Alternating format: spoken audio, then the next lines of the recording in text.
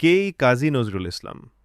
কাজী নজরুল ইসলাম ছিলেন বাংলা সাহিত্যের অন্যতম শ্রেষ্ঠ কবি, লেখক, সুরকার ও সঙ্গীতজ্ঞ।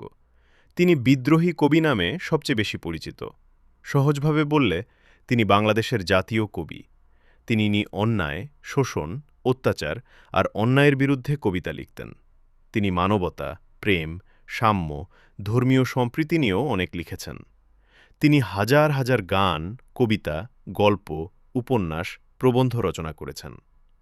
তার সম্পর্কে সংক্ষেপে: জন্ম ২৪ মে ১৮৯৯, মৃত্যু ২৯ আগস্ট ১৯৭৬, জন্মস্থান চুরুলিয়া, বর্তমান পশ্চিমবঙ্গ, ভারত।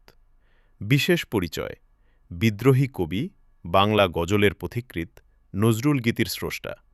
বিখ্যাত রচনা: বিদ্রোহী, অগ্নিবীণা, ভাঙার গান, ধূমকেতু ইত্যাদি। কেন তিনি এত বিখ্যাত?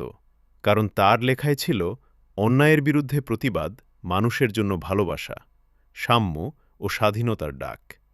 ইসলামী গান, ভক্তিগীতি, গজল, দেশাত্মবোধক গান সবকিছুতেই অসাধারণ দক্ষ।